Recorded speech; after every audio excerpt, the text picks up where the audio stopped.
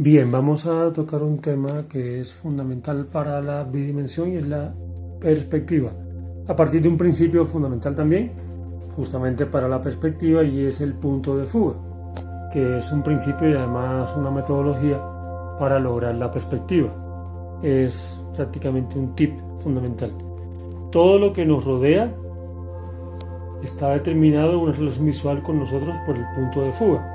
El punto de fuga existe en un horizonte digamos real y al mismo tiempo infinito, y que coincide o se enlaza con nuestro punto de vista.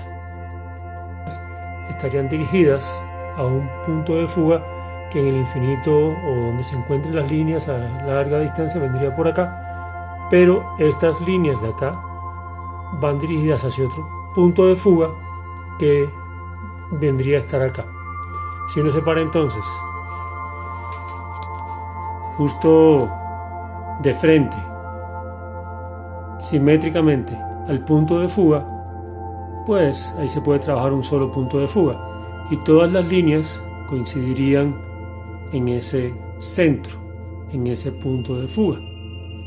Pero si trasladamos la perspectiva, tendríamos más de un punto de fuga. Este primer ejercicio lo vamos a realizar muy desde la simetría y pensando en un único punto de fuga para simplificar el ejercicio. La primera parte del ejercicio entonces consiste en tomar un plano. Para hacerlo bien básico, tomamos un plano cuadrado y este plano lo dividimos a la mitad por su vertical y su horizontal. Aquí lo hicimos con líneas muy claras para solamente dejar líneas de base. Y lanzamos todas las líneas desde los bordes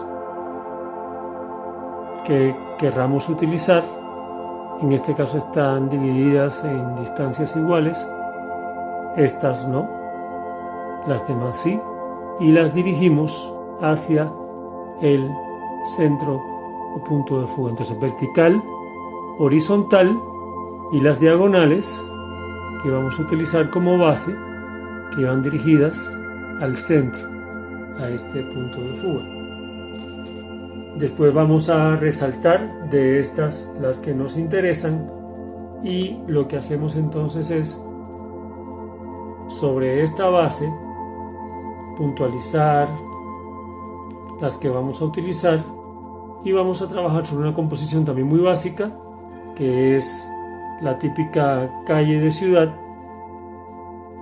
que nos paramos nosotros justo en el centro de esta calle, y edificios o casas cuyas líneas de perspectiva se van a perder hasta el punto central, hasta la línea de fuga. Bien, entonces en esta prueba que estamos haciendo, es una prueba, esto es un tablero con marcadores, solamente como planteado para un poco graficar el ejemplo. Tenemos entonces que ya escogimos de las líneas bases que teníamos, oscurecimos unas líneas para marcar lo que más nos interesa. Entonces acá lo que serían como aceras o andenes, y acá ya lo que tiene que ver con las construcciones. Entonces, una base fundamental es que todas las líneas horizontales van a estar regidas por la línea de fuga o por el punto de fuga, ¿sí? Y las líneas verticales no se alteran. Las líneas verticales implican la relación con el centro de la Tierra, con la gravedad, y en esta representación no se alteran para nada. Sí, pues si yo, por ejemplo, me ubico en una posición donde el punto de fuga no me quede justo a la mitad del ángulo o del campo de visualidad, y quizás me desplazo hacia abajo o hacia arriba, estas líneas verticales también, al estar en escorzo o en perspectiva, también caen en una línea de fuga que puede ser hacia arriba o hacia abajo. Pero este ejemplo que estamos utilizando es un ejemplo donde el punto de fuga queda justo en el punto simétrico a la altura exacta de mi vista. Entonces, para hacerlo más sencillo, hay las líneas verticales, entonces todas quedan paralelas. Acá entonces entendemos que aquí tenemos construcciones de varias alturas y, como ven, lo que permite marcar la línea de fuga de base es que las diferentes alturas van a ayudar a esa profundidad de una manera bien proporcionada, con la misma lógica del punto de fuga. Entonces, aquí tenemos incluso alternadas una casa que es más alta que la que sigue, pero al mismo tiempo es más baja que la que viene después.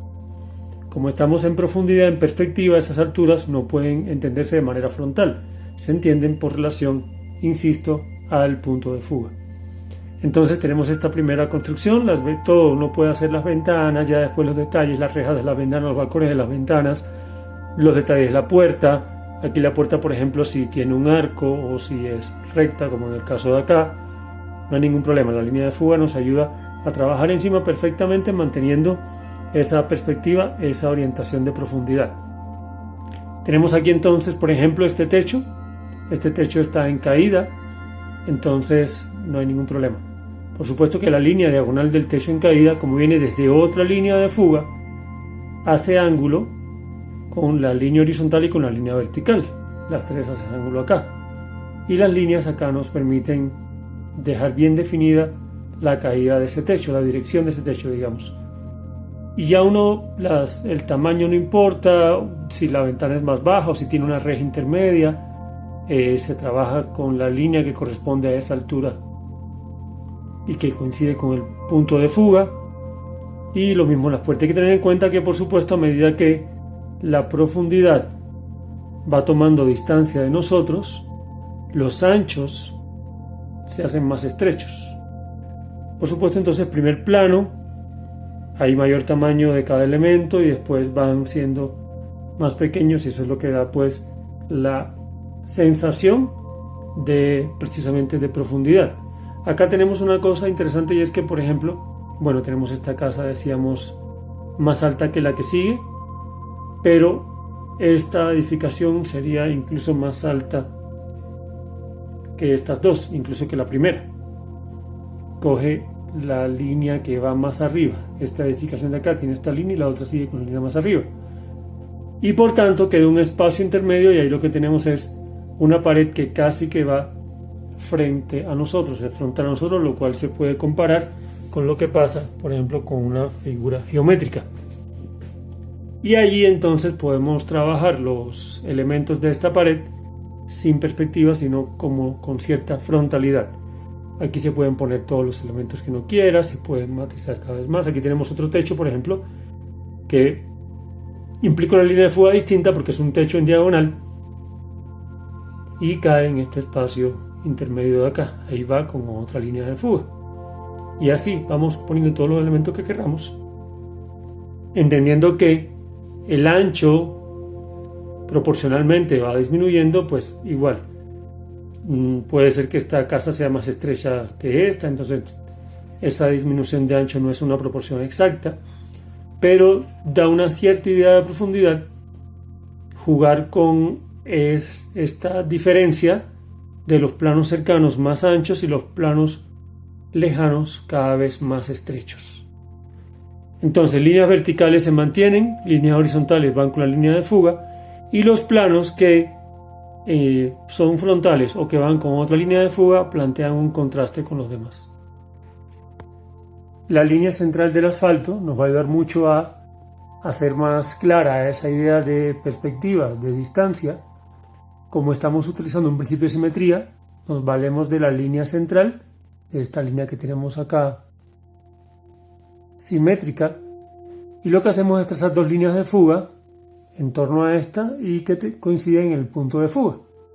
Si queremos hacer entonces esta línea de asfalto que no es continua, que es segmentada, que además funciona muy bien para dar aún más esta idea de profundidad, de perspectiva, pues vamos dividiendo esta línea de asfalto y la vamos dividiendo teniendo en cuenta que a medida que se aleja, lógicamente, el tamaño de la línea segmentada se hace más pequeño. Y eso ayuda a dar la impresión de profundidad, de distancia, de alejamiento. Entonces yo puedo señalar acá como si estuviera en la calle. Estoy señalando la profundidad hacia la que me dirijo, hacia el punto de fuga.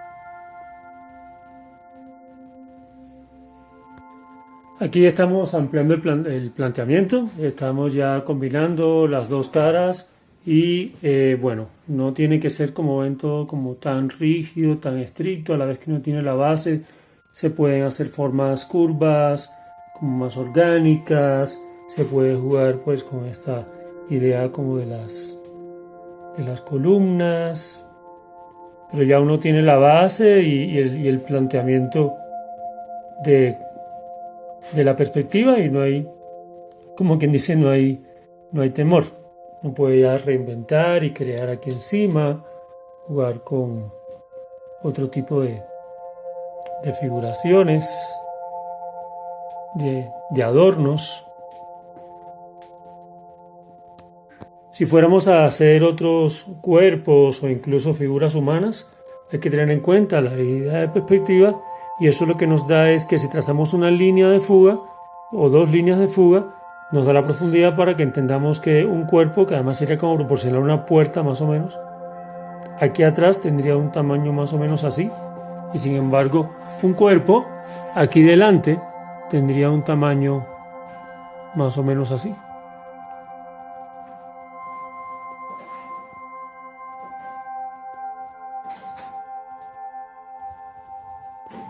Y eso es lo que nos da ya pues la profundidad y la noción de distancia entre un cuerpo y otro.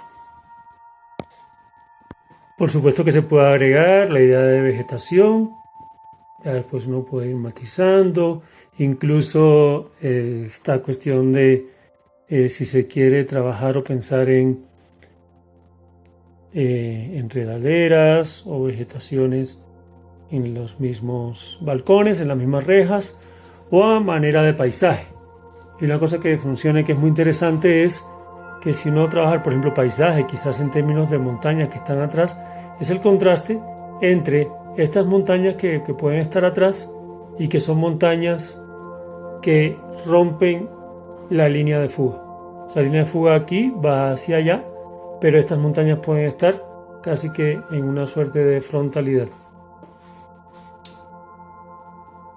Idea que, por supuesto, por principio de la Gestalt de continuidad, a medida que vamos alejándonos, primero podemos ir oscureciendo, pero además ya los planteamientos no tienen que ser tan en detalle como los primeros planos, porque igual es un efecto visual que a mayor lejanía menos capacidad de detalle visual. Entonces aquí se puede perfectamente plantear algunas construcciones solo en silueta. Y en contraposición, como decía ahorita, con este paisaje, con estas montañas que señalan hacia acá. Está todo el tema del cielo, y uno también juega con esta cuestión de que las nubes van creando un fondo. Las nubes no son objetos sólidos, no tienen línea de fuga, no pertenecen al plano tierra, no tienen perspectiva. Y eso es interesante porque las nubes siempre se plantean como si fueran en un plano frontal. Y eso es interesante porque el contraste, igual que en el caso de las montañas, lo que va a hacer es evidenciar aún más la perspectiva de estas edificaciones. El principio de contraste se da muy bien ahí. Finalmente entraríamos ya después al tema, ya si estamos hablando de un cuadro, al tema de la pintura, donde lógicamente los tonos van siendo menos saturados, van oscureciéndose, pero sobre todo también van difuminándose a medida que vamos en la profundidad, y en esa difuminación la estrategia es que en los primeros planos utilizamos más los colores saturados, incluso quiere decir, con saturados quiere decir que más puros, de mayor claridad, y sobre todo más cálidos, amarillos, colores que salgan, y a medida que vamos atrás se van fundiendo estos colores cálidos con más gris, más color frío, si se quiere más oscuridad, pero más importante incluso que la oscuridad es el tono no tan destacado de un color brillante. Por eso los colores fríos, y para que también de alguna forma, en términos de percepción visual, vayan perdiéndose con una idea de cielo, con una idea de paisaje. Al ojo humano, los colores fríos siempre le corresponden el fondo, lo que está atrás. Azules y verdes siempre van hacia atrás, siempre se desplazan hacia el fondo. Mar, prado, cielo, etc. Los colores que tienen tonos cálidos, que tienden a los rojos, incluso violetas, morados, sobre todo los amarillos, etc., tienden a acercarse. Y eso es lo que uno utiliza acá en la parte pictórica. Lo mismo pasa con el asfalto, por supuesto. Va degradándose en esos tonos que se pierden más al fondo a medida que uno va mezclando y pintando. Y en el caso del óleo, pues por supuesto es el color se va mezclando, se va difuminando hacia atrás. En el caso de la acuarela toca por superposición. Eso es todo por ahora. Un tip muy básico realmente de punto de fuga, de línea de fuga, de perspectiva, para que sobre esa base pues cada quien pueda configurar, crear su propia composición.